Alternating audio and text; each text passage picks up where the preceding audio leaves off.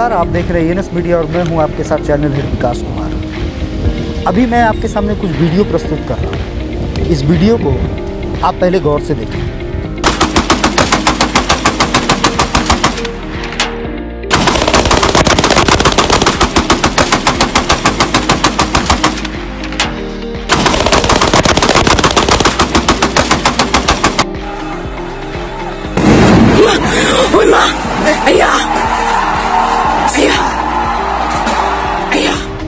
यह वीडियो कोई Ukraine, Nigeria, Pakistan या कई दूसरे शहरों का, दूसरे देशों का नहीं है। यह वीडियो जो आप अभी देख रहे हैं हमारे स्क्रीन पे, यह वीडियो हमारे भारत देश का है।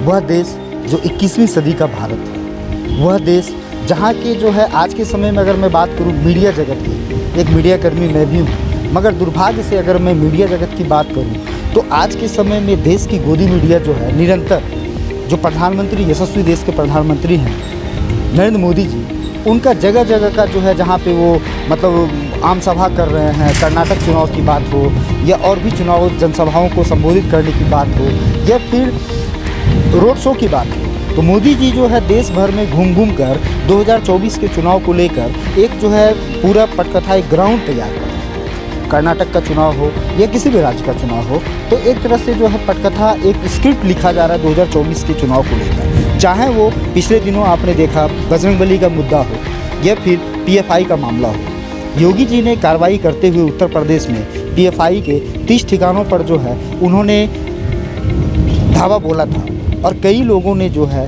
पीएफआई के कई सदस्यों को गिरफ्तार किया गया था। लेकिन यह जो वीडियो है, यह अपने देश का एक छोटा सा राज्य मणिपुर का है। मैं बता दूं कि मणिपुर में पिछले कई दिनों से जो है जातीय हिंसा जो कहते हैं वो चरम पर है, जिसके तहत लगभग 50 से ऊपर लोगों की हत्या कर दी गई अभी तक। और इसके अलावे मैं बात करूं तो वहाँ पे बिहार ही नहीं, देश के कई अन्य राज्यों के भी काफ़ी विद्यार्थी वहाँ पे पढ़ने के लिए जाया करते हैं।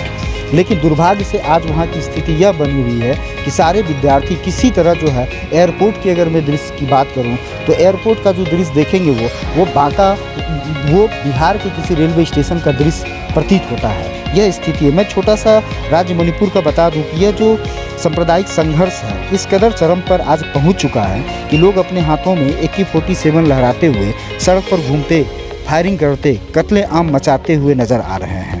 हिंसा इतनी बढ़ गई है कि वहाँ के जो राज्यपाल हैं मणिपुर के, उनके द्वारा बाकायदा आदेश दिया गया है मजिस्ट्रेट को कि जो भी उपद्रवी दिखें उन्हें देखते ही शूट कर दिया जाए।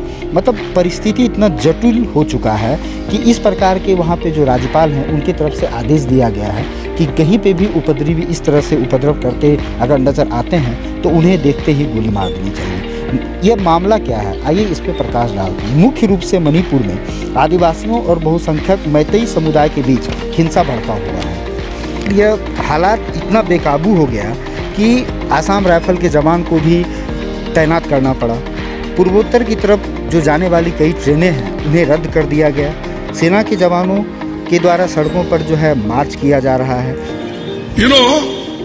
वोट मांग रहे यहाँ पर, अरे एक प्राइम मिनिस्टर, आप वोट के लिए यहाँ फिर रहे हो तो मणिपुर में दंगे हो रहे, 54 लोग मर गए, कश्मीर में जवान मर गए, टेररिस्ट फिर शुरू हो गए।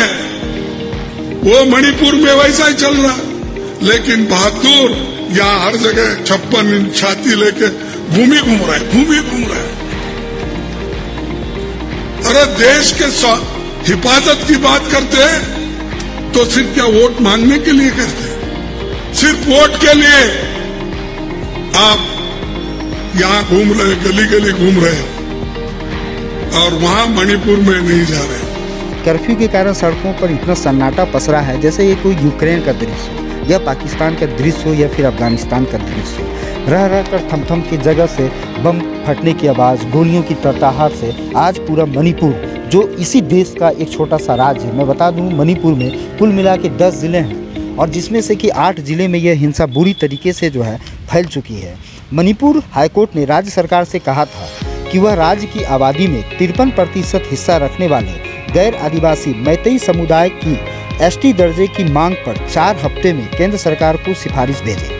इसके बाद ST दर्जे की मांग के खिलाफ चूड़ाचांदपुर जिले में all tribal students union Manipur ने आदिवासी एकजुटता मंच का आयोजन किया था। मणिपुर असम, नागालैंड, मिजोरम और म्यांमार से घिरा हुआ है। मणिपुर का अधिकांश भाग पहाड़ियों से घिरा हुआ है, जिसके बीच में एक उपजाऊ तस्तरी की आकार की छोटी सी घाटी है, जिसे हम आप मणिपुर के रूप में जानते हैं। इसमें विभिन्न जनजातियों के बसे 10 पहाड़ी जिले हैं। राज्य के 28 लाख लोगों, मतलब ये जो 28 लाख लोग हैं मणिपुर में, जो जनगणना हुई थी 2011 की मैं बात कर रहा हूँ, जिसमें कि लगभग 40% लोग पहाड़ियों में रहते हैं। बहुसंख्यक मैतेई समुदाय घनी आबादी वाली घाटी में रहता है। राज्य का बहुसंख्यक मैतेई समुदाय, जिसमें मैतेई, पंगल, मुस्लिम शामिल हैं, छोटे लेकिन घनी आबादी वाले घाटी में रहते हैं, जिसे उस समय में शक्ति केंद्र माना जाता है। जब मैतेई राजाओं ने इस क्षेत्र पर शासन किया था,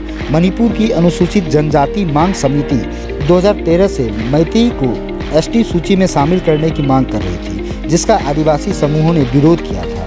यह मांग 2012 से जोड़ पकड़ रहा है। इसे मुख्य तौर पर schedule tribes demand committee of Manipur उठाती रही है। असल में साल 1949 में मणिपुर के भारत में शामिल होने से पहले तक मैतेई को जनजाति माना जाता था। भारत में मिलने के बाद यह दर्जा छीन गया। हाल ही में हाईकोर्ट में जब एसटी का दर्जा देने का मामला उठा तो दलील दी गई कि मैतेई समुदाय के पैतृक भूमि, परंपराओं, संस्कृति और भाषा की रक्षा के लिए एसटी का दर्जा दिया जाना जरूरी है। मार्च 2023 में मणिपुर उच्च न्यायालय ने राज्य सरकार को 4 सप्ताह के भीतर एसटी सूची में मैतेई को शामिल करने के लिए आवश्यक दस्तावेज जमा करने का निर्देश दिया, जिससे वर्तमान अशांति फैल गई। All tribal students union of Manipur ने विरोध प्रदर्शन किया। 2 मई को all tribal students union of Manipur ने मीटिंग में मांगों का विरोध किया और 3 मई को कई पहाड़ी जिलों में विरोध प्रदर्शन का आह्वान किया, जिसमें झड़प और हिंसा भड़क गई। राज्य ने अतीत में विभिन्न मुद्दों को लेकर मैतेई और आदिवासी समूहों के बीच अनेकों टकराव देखा है। आज मैं बता दूं कि मणिपुर की स्थिति कुछ इस प्रकार है कि वहाँ पे जो दूसरे राज्यों के जो छात्र रहते हैं, उनके दूसरे राज्यों के मुख्यमंत्रियों के द्वारा जो है वहाँ के छात्रों को बुलाने के लिए, वहाँ के छात्रों को लाने के लिए अनेकों जो है मदद मुहैया कराया गया है। अगर मैं बिहार की बात करूं तो बिहार के भी लगभग 3000 छात्र जो है आज मणिपुर में सुरक्षा के दृष्टिकोण से कहीं न कहीं जो है अपनी सुरक्षा को लेकर भयभीत है। बहुत बहुत धन्यवाद। आप देख रहे थे यूनिस मीडिया, मैं विकास कुमार।